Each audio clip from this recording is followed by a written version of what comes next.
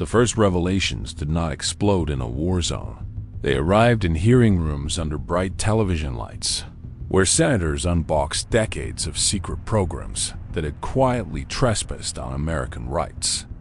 The Senate called it the Church Committee, created on January 27, 1975, to study government operations related to intelligence, chaired by Senator Frank Church of Idaho, with a sweeping bipartisan mandate.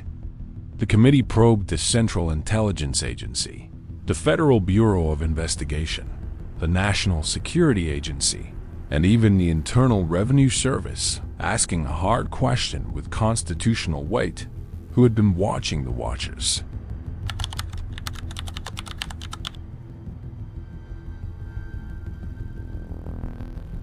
The spark came from reporting and leaks that described domestic surveillance, clandestine mail openings, and dossiers on citizens, a pattern suggesting that extraordinary tools built for foreign threats had been turned inward. Senators confronted the paradox of a democracy that needed secrets to defend itself, yet risked undermining that same democracy if secret power escaped legal and constitutional limits. In hearing after hearing, the committee documented a catalog of programs, each with its own codename and paperwork trail, revealing methods that range from covert infiltration to wiretaps, break-ins, and warrantless lists. The FBI's COINTELPRO files showed a long-running campaign, from 1956 to 1971, to surveil, disrupt, and discredit domestic groups across the political spectrum without judicial warrants. Targets included civil rights leaders, student organizations, anti-war groups, and even violent extremists. Yet the methods often ignored First Amendment boundaries, treating political dissent itself as suspicious behavior. The tactics included anonymous letters, planted rumors, informants tasked not only to report, but to cause internal splits, and coordination with other agencies that multiplied the impact of surveillance without courtroom oversight. One infamous example involved an anonymous letter sent to Martin Luther King Jr., designed to pressure and humiliate, revealing how invasive intelligence methods could be turned towards psychological harassment rather than legitimate criminal cases. The committee examined CIA domestic activities despite the agency's foreign intelligence charter, and it found operations like Chaos and Merrimack that collected information on Americans and monitored protest groups during the Vietnam era. Central Intelligence Agency memoranda and testimony established that Operation Chaos accumulated thousands of files and indexed hundreds of thousands of names, purportedly to trace foreign influence, yet repeatedly found little evidence of direction from abroad. Another layer emerged when investigators opened the drawer marked HT Lingual, a mail program that began in the early 1950s, photographing envelopes and, for years, secretly opening selected letters traveling to and from overseas. The mail opening ran for 2 decades through 1973, and the committee documented the mechanical efficiency of the operation, from bag pulls to covert resealing, all unknown to the senders whose correspondence was compromised.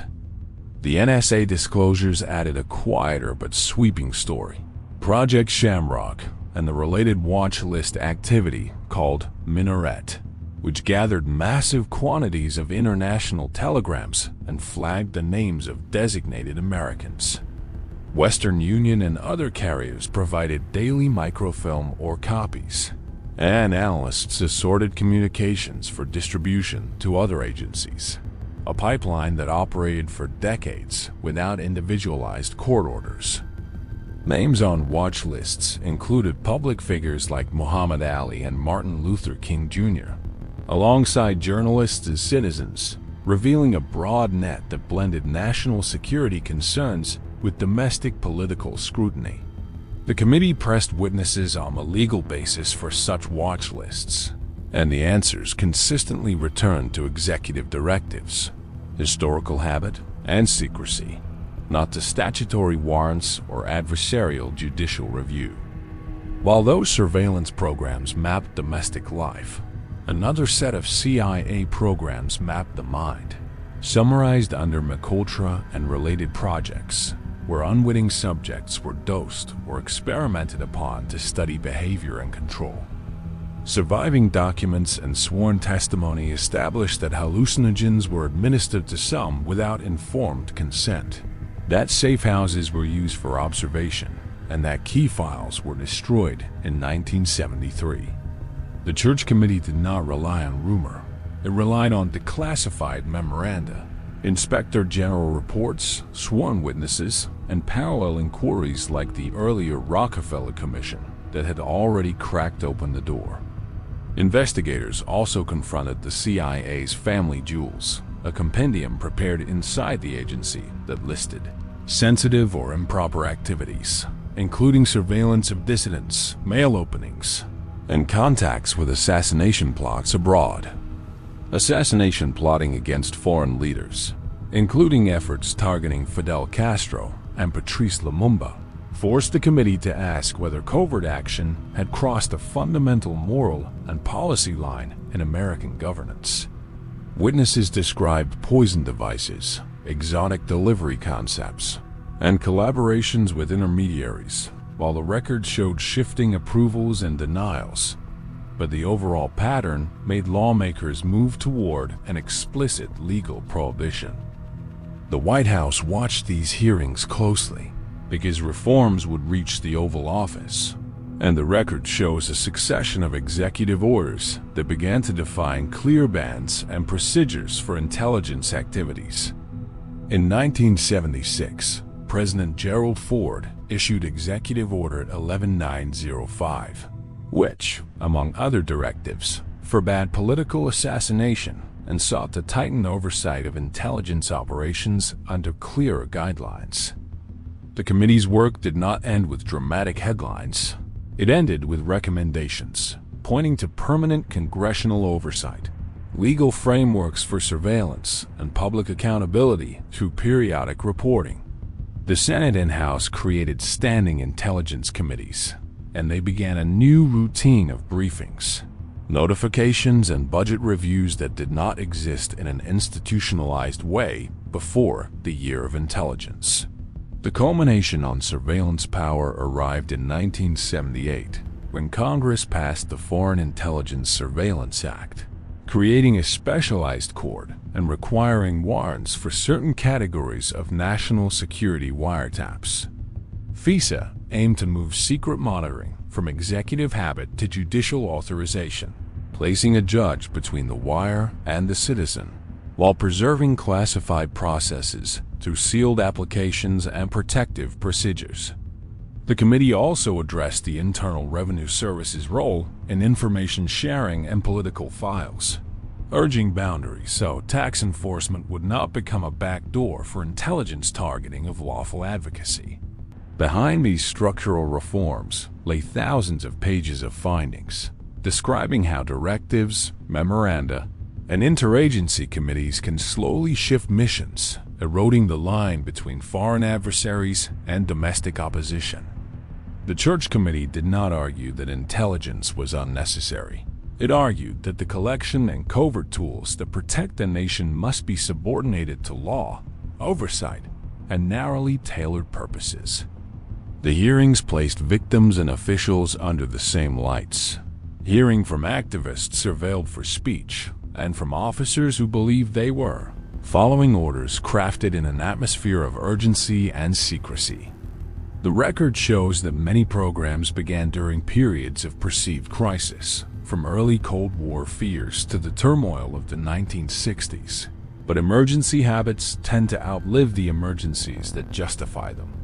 Senators previewed a principle that would echo for decades. The transparency about methods can be limited for security, but transparency about rules and accountability is essential for a constitutional democracy.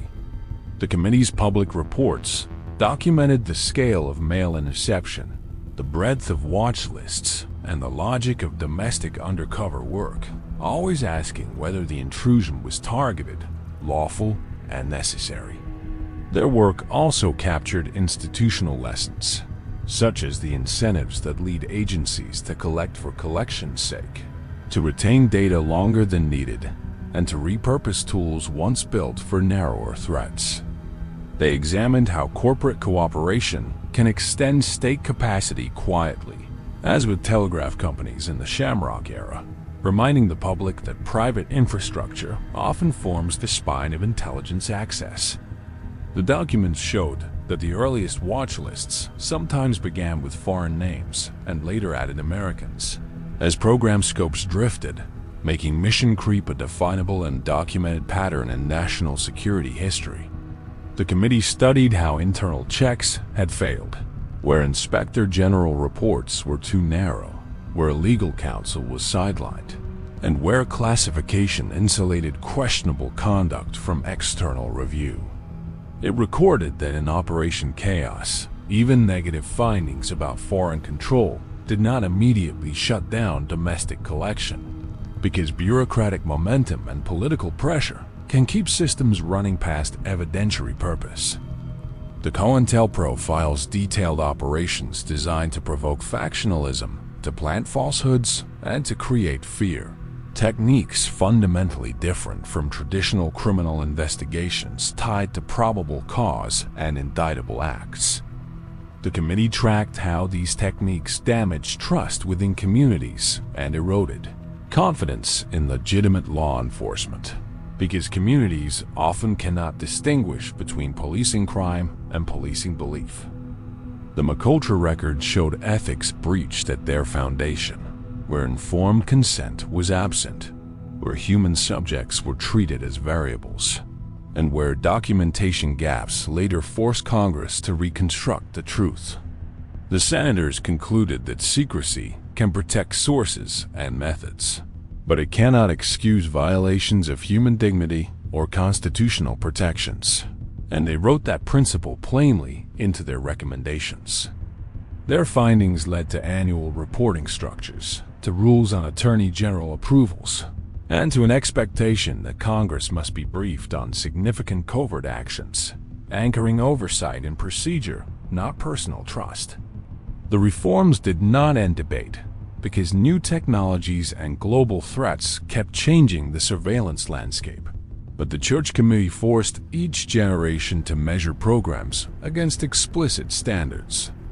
The committee also made the historical record useful to the public, publishing volumes that scholars, journalists, and citizens still consult to understand how power functions in the dark and how it is brought back to law. They emphasized minimization, the principle that agencies must limit what they collect, how long they keep it, and how they share it, especially when Americans' communications are incidentally swept into foreign intelligence streams. The narrative from those hearings resists simplification, because some programs aimed at violent groups while others blanketed peaceful dissent. Yet the remedy, the committee argued, must be legal clarity rather than discretionary restraint. The Church Committee's great contribution was to transform scandal into statute, turning revelations into rules, ensuring that outrage became architecture rather than a passing storm of headlines and apologies.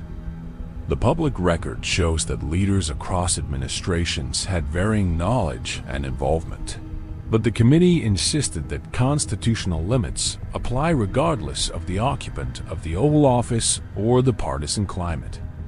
Their reports documented the slow institutionalization of oversight, including the creation of permanent select committees and the establishment of a judiciary role for national security wiretaps. The senators did not call for dismantling intelligence. They asked for the consent of the governed to be reasserted through elected representatives, recorded standards, and regular audits that document compliance and breach. They exposed how easily watch lists expand when criteria are vague, how quickly data flows become routine once pipelines exist, and how tempting it is to repurpose exceptional authorities for ordinary monitoring. The committee's volumes described how corporations can be pressured or persuaded into cooperation, and how meaningful reform therefore requires legal clarity that guides both public agencies and private partners.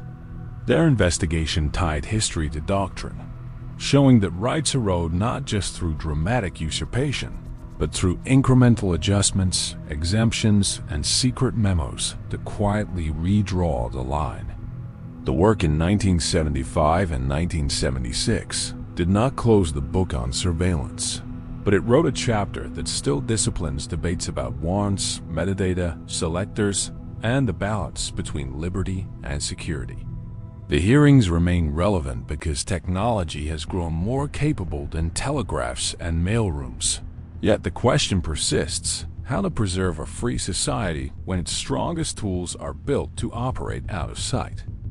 The legacy also includes the norm that assassination is off the table as a policy tool, encoded in executive order, reflecting a line the United States publicly committed not to cross in the name of expedience.